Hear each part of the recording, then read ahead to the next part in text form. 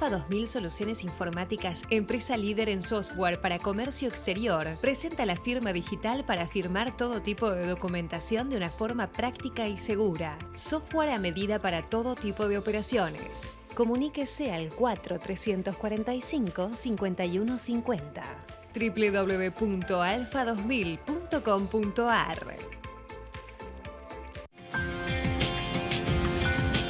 Bienvenidos a Mercado por Expertos. Hoy nos acompaña el doctor Patricio Marianello. Él es juez federal de la ciudad de Cava y presidente de la Asociación Argentina de Justicia Constitucional, destacado jurista, autor de prestigiosas obras del derecho y artículos, y también es conferencista nacional e internacional, profesor de grado y posgrado de destacadas casas de estudio. ¿Cómo estás, Patricio? Bienvenido.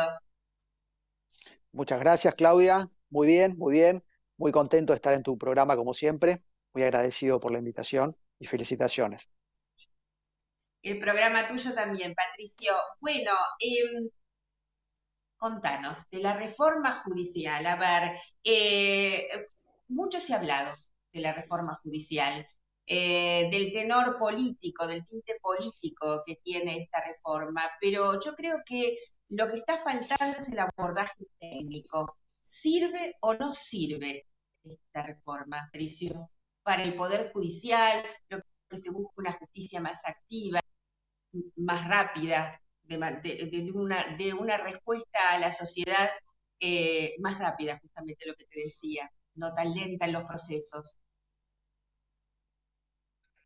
Bueno, Claudia, lo primero tenemos que aclarar la reforma, hacer un estado de la cuestión, ¿no? Una situación. Es decir, aquí se están discutiendo dos proyectos, uno a través del decreto 635, el del Poder Ejecutivo, donde convocó un consejo de notables para realizar una reforma a la Corte Suprema de Justicia, Consejo de la Magistratura, Ministerio Público Fiscal y Ministerio Público de la Defensa.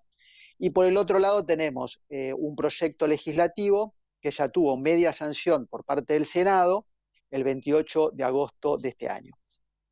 En esta, lo que se busca es la reforma no ya de la Corte, sino de los tribunales inferiores, es decir, las modificaciones a los jueces, juzgados federales de primera instancia y cámaras federales de la capital y del interior. Esa sería la otra reforma. Ahora bien, en esta última reforma, que es la que le he señalado, que ya tuvo media sanción en el Senado, consta de la incorporación de 153 jueces, 57 camaristas y 96 jueces de primera instancia. Eso serían el número de ampliación que contiene este proyecto. Además es muy largo lo que hace a lo específico y detallado de cada uno de ellos en los diferentes distritos, ¿no? Es la incorporación de los diferentes distritos, juzgados y cámaras. Ahora bien, luego de esto tenemos que decir que se ha incorporado también una cuestión de procedimiento que en el artículo 74 habla del Código de Ética, 72 habla de las reglas de actuación. Esas son cuestiones más de procedimiento que lo que hace a la creación. Ahora bien, a tu pregunta, podemos dividir toda reforma judicial, la podemos dividir en dos partes, una parte política y una parte jurídica. En la parte jurídica, obviamente que aquí en esta, por lo pronto, no sabemos lo que se va a decidir en la que está en el Poder Ejecutivo a través del decreto que ya les he señalado, ¿no? Pero sí en esta que ya tiene todo unos números de artículo y anexos que sí podemos hablar del contenido de estos. En lo que hace a tu pregunta, nosotros tenemos que, para poder contestarla, tenemos que situarnos en 4 interrogantes. Uno, ¿es necesaria la reforma? Bueno, 2, oportunidad de la reforma. 3, metodología de la reforma y finalidad de la reforma. En lo que hace a la necesidad de la reforma, obviamente que siempre es necesario porque el Poder Judicial necesita una reforma, una reestructuración, una modernización, agilizar los procesos y demás, con lo cual siempre es bueno hablar y pensar y establecer una reforma. La única cuestión que podemos agregarle a esto es que no fueron consultados los órganos del Poder Judicial, con lo cual esto es sumamente importante en lo que hace a la reforma. Recordemos que en Estados Unidos toda reforma judicial se inicia por parte de la llamada Confederación Judicial de los Estados Unidos, creado en el año 1922, y cada año se reúnen todos los jueces de distrito y de circuito, junto con el presidente de la Corte, para pensar reformas judiciales. Ahí sí podemos hablar de las diferencias, ¿no? Es decir, por un lado podemos hablar de las reformas políticas y por el otro lado las reformas jurídicas. Pero como esto nace a través de un órgano político, tiene en su mayoría un contenido político. Por eso es que quizás lo jurídico, al no haber nacido, tenido su inicio por parte del Poder Judicial, quizás tenga más de uno que de otro. Ahora viene lo que hace entonces, la necesidad, obviamente que es necesario, siempre las reformas son muy importantes, pero bueno, este tiene mucho contenido más en lo que hace a la distribución de la política judicial que al contenido jurídico, es decir, para acelerar verdaderamente los procesos. La oportunidad, creo que, bueno, atento a esta emergencia sanitaria, quizás no sea la oportunidad mejor para realizarlo.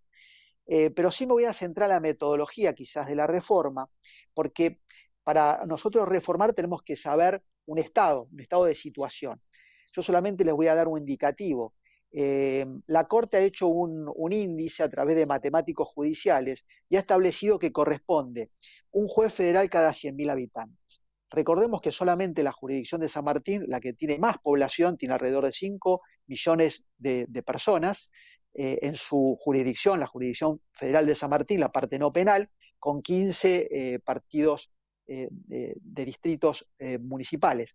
Esto hace, imaginemos qué cantidad necesitaríamos para esa jurisdicción, y tiene, repito, 2 jueces federales para 5 millones de personas. Con lo cual, creo que sería muy interesante cuando se hace una reforma de esta índole, cuando se amplía la cantidad de jueces, resulta también indispensable la necesidad de una metodología adecuada de población y de importancia, cercanía del delito, cercanía de la importancia y trascendencia que revisten las causas, pero también de la población, de la ciudadanía, que es el verdadero motor de la justicia. Recordemos que la justicia se inicia y continúa por el impulso de las partes, a no ser la materia penal que tiene impulso de oficio. De ahí que decimos que la metodología quizás necesite de esta cuestión. Y después, en lo que hace a la finalidad, ¿para qué está pensada esta reforma? Si está pensada para agilizar los procesos, necesitaríamos otro tipo de modificaciones. Otro tipo de modificaciones que lo va a hacer mucho más ágil. Pero eso sería muy interesante que nazca a través de propuestas del Poder Judicial, que sea consultado realmente los integrantes de la justicia, tanto de la justicia hablo no solamente de los jueces y camaristas, sino también de fiscales, defensores y abogados, para que en su conjunto se piense cómo agilizar los procesos.